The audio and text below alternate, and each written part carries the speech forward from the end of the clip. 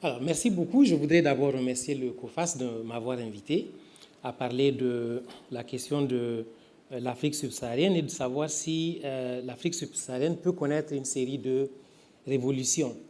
Alors, peut-être d'abord, ce n'est pas une question à laquelle on peut apporter une réponse facile et simple, pour plusieurs raisons. Peut-être une d'entre elles étant le fait que l'Afrique est un continent très divers, contrairement à ce qu'on entend souvent. Il y a des dynamiques politiques qui sont extrêmement variées d'un pays à l'autre. Et puis l'autre idée aussi, c'est que l'Afrique subsaharienne a peut-être précédé le Maghreb et le monde arabe de ce point de vue-là, quand on parle de révolution politique ou de révolution sociale. Même si on regarde l'ampleur, il est très clair que ce que l'Afrique subsaharienne a connu n'a pas eu la même ampleur que ce qu'on a vu en Égypte, en Tunisie ou en Libye. Et c'est pour ça que j'aimerais faire un petit retour en arrière pour dire simplement que l'Afrique est familière de ces types de mouvements-là, si on tient compte du fait que l'ampleur n'a jamais été la même. Parce que dès les années 80, ceux qui travaillaient sur l'Afrique ont noté une série de ce qu'on a parfois qualifié de braconnage politique, dans le sens où les régimes politiques étant très fermés, les artistes, les musiciens, entre autres, ont déjà commencé à délégitimer les régimes en place à travers des chansons, des figures, des caricatures et ainsi de suite. Et déjà à cette époque-là, il y avait des manifestations populaires qui revendiquaient le changement, mais c'était des phénomènes qui étaient assez marginaux, parce qu'on en repérait une vingtaine seulement par an. Par contre, dans les années 1990, l'Afrique a connu son printemps, vous le savez. Avant 1990, en Afrique subsaharienne, on considérait qu'en dehors du Sénégal, du Botswana, de l'île Maurice et de la Gambie, avant son coup d'État de 1994, il n'y avait pas d'autres pays qui avaient une forme de pluralisme politique. Seuls ces 4 pays signalés avaient plus qu'un parti politique. En 1990 a commencé donc ce qu'on pourrait appeler à ce moment-là le printemps africain ou d'Afrique subsaharienne, parce qu'on est passé du braconnage, donc de ces actions qui étaient faites en cachette, sous la cape, des tracts, ainsi de suite, à des vraies mobilisations revendiquant le changement. De sorte que, entre 1988 et 1992, on a connu 28 pays africains dans lesquels il y a eu des mobilisations populaires très fortes, dont certaines peuvent être caractérisées comme des vrais phénomènes révolutionnaires au sens de ce qu'on a connu, par exemple, en Tunisie. Le Mali en est un exemple où il y a eu une bonne, je crois, centaine de morts, parce que l'armée a tiré sur la foule avant que, un peu comme dans le cas tunisien, les militaires, en fait, arrêtent le chef de l'État et lancent un processus de réforme qui a conduit le Mali sur la voie qu'il a suivie jusqu'alors, donc une voie de démocratisation et de pluralisme. Donc il y a eu aussi, si on regarde, puisque la question porte sur la possibilité qu'il y ait des transformations politiques, en Afrique subsaharienne, il y a eu des réformes politiques dans quasiment tous les pays. En 1990, il n'y avait que 4 pays qui pouvaient être considérés comme pluralistes. Aujourd'hui, il n'y a pratiquement pas de pays qui ne disposent au moins d'une certaine infrastructure de pluralisme en termes de partis politiques, de mouvements associatifs et ainsi de suite. Donc, il est très clair que l'Afrique subsaharienne a connu déjà des phénomènes similaires. En revanche, ce que j'ai commencé à dire déjà, c'est que ces phénomènes étaient essentiellement urbains et c'était des phénomènes qui concernaient essentiellement 2 grandes catégories de la population, les jeunes, notamment les scolaires, et les travailleurs, les mouvements, donc les syndicats de travailleurs qui étaient affiliés, qui étaient généralement des syndicats de personnes qui travaillaient pour l'État. Alors, ce que cela a donné, ce n'est pas simplement un rappel historique, c'est que à partir de cette époque-là, on a eu une forme de diversification des régimes politiques en Afrique. Et ça, c'est peut-être quelque chose qui est tout à fait différent de ce qu'on a connu dans le monde arabe et même au Maghreb, donc les pays maghrébins qui sont d'Afrique du Nord, en ce sens que, alors que certains pays comme la Tunisie ou la Libye qui a été un vrai pays congelé où il n'y a pas eu de réforme du tout, alors que ces pays étaient dans une phase donc de renforcement des régimes autoritaires. En Afrique, au contraire, en Afrique subsaharienne, on a connu une série d'ouvertures politiques qui s'est matérialisée par cette figure de l'Institut américain Freedom House que vous avez ici, donc avec des disparités très importantes entre les pays, certains étant considérés comme libres, donc avec des notes qui sont parfois similaires aux notes que l'on attribue au Canada, à la France, aux États-Unis. C'est le cas du Botswana, donc tous ces pays-là, le Mali, le Bénin, le Ghana, l'Afrique du Sud, et ainsi de suite, qui sont considérés comme des pays démocratiques, au même sens qu'on en parle de ces grands pays occidentaux. Et il y en a 9. Bon, les chiffres varient d'une année à l'autre. On est passé, je crois que le pic, ça a été une douzaine de pays il y a 2-3 ans. Et on a une série de pays donc, qui sont considérés comme partiellement libres, Nigeria, Sénégal, ainsi de suite, Niger, donc tous ces pays-là en bleu clair, où on considère qu'il y a des avancées institutionnelles assez importantes, mais souvent avec des difficultés aussi qui tiennent parfois au fait que les médias sont parfois harcelés ou au fait que les élections ne sont pas nécessairement aussi libres et transparentes qu'elles le sont dans d'autres pays comme le Botswana ou l'Afrique du Sud. Et puis, il y a des pays comme le Congo, la République démocratique du Congo, le Soudan, l'Éthiopie, qui sont considérés comme des pays non libres. Mais même dans ce cas-là, il y a une certaine ouverture dans le sens où il y a des partis d'opposition, il y a une possibilité de manifester.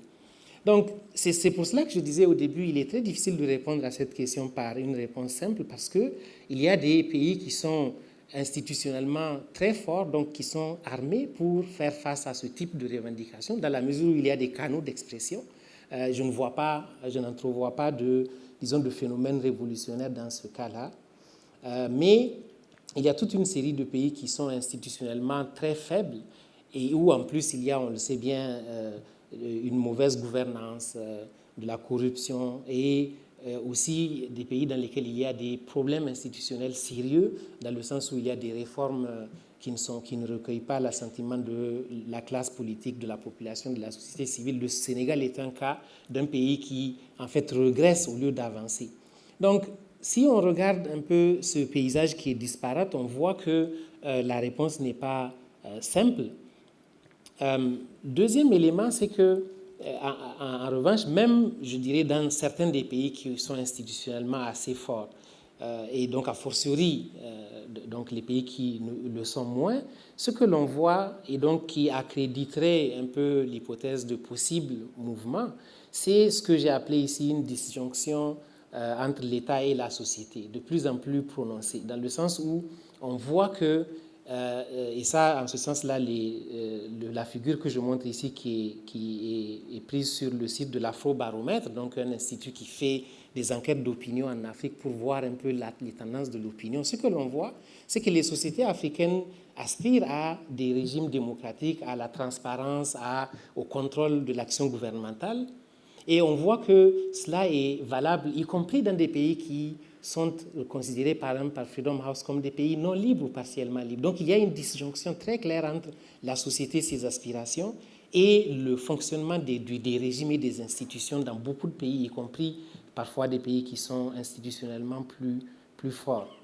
Et aussi, une des conséquences de ces années 90, c'est qu'il y a un pluralisme social qui est très important en Afrique. Il y a une autonomisation de la société et des institutions, ce qui fait qu'il y a une possibilité donc, plus large de revendiquer, mais en même temps, dans certains pays, notamment ceux que j'ai caractérisés comme non libres ou parfois partiellement libres, une difficulté à accepter la contestation. Donc, de ce point de vue-là, ce que l'on voit, c'est que cette disjonction entre l'État et la société dans beaucoup de pays est potentiellement porteuse de risques d'instabilité de revendication, et notamment lorsque les pays n'acceptent pas que la revendication soit exprimée par des canaux institutionnels. Et d'ailleurs, un autre point, c'est qu'on le voit déjà.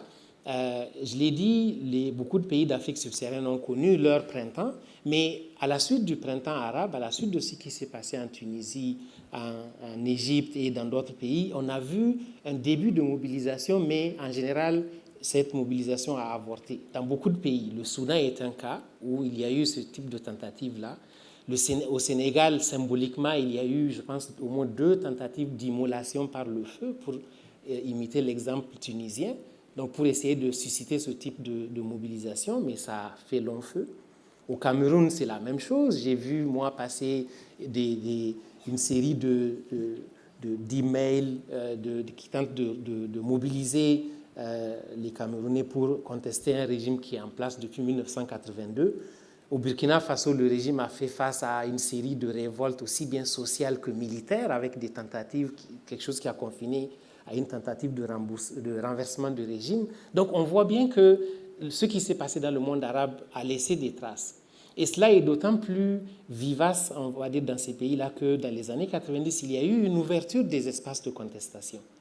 Et ce que l'on voit, donc, de mon point de vue, c'est qu'il y a un certain nombre de pays, donc institutionnellement très faibles, qui ne sont pas allés au bout de cette logique de libéralisation politique des années 90 et qui ont toujours de la difficulté à avoir un consensus national sur les règles du jeu. Au Burkina Faso, le président tente de rester au pouvoir en modifiant la limitation du nombre de mandats. C'est un exemple que l'on voit dans beaucoup d'autres pays. Donc, dans ces pays-là, je pense que le mécontentement social peut très facilement dégénérer en quelque chose qui pourrait ressembler à ce que l'on a connu dans le monde arabe. Ceci dit, ce n'est pas une question simple dans la mesure où on le sait très bien. C'est Tocqueville qui disait déjà que ce n'est pas parce que les gens sont dominés et n'aiment pas la domination qu'ils vont tenter d'y échapper. Il faut qu'il y ait autre chose. Il faut qu'il y ait des alternatives. Il faut qu'il y ait une possibilité, qu'il y ait quelque chose d'autre, une possibilité crédible. Et de ce point de vue-là, je crois qu'une chose qui différencie peut-être ce qu'on a vu en Tunisie et l'Afrique subsaharienne, c'est d'abord au niveau social, au niveau de la société.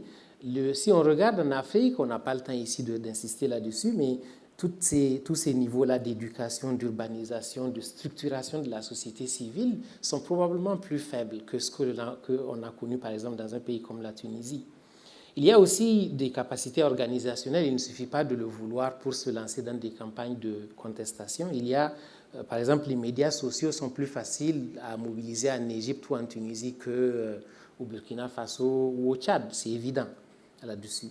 Et aussi une sorte de fatigue des sociétés qui ont déjà connu ce printemps dans les années 90, qui ont vu parfois des alternances, mais qui finalement, ces sociétés pensent que dans beaucoup de pays, en fait, les politiciens sont tous les mêmes et que de toutes les façons, la mobilisation ne change pas nécessairement ce qui se passe dans les pays.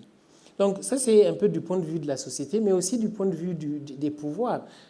Certains chercheurs qualifient les pouvoirs africains de néo-patrimoniaux en disant qu'ils sont axés sur une forme de gestion très habile, de clientélisme très habile, où on joue sur un ensemble de réseaux, et en particulier des réseaux qui permettent de sous-tendre les pouvoirs politiques.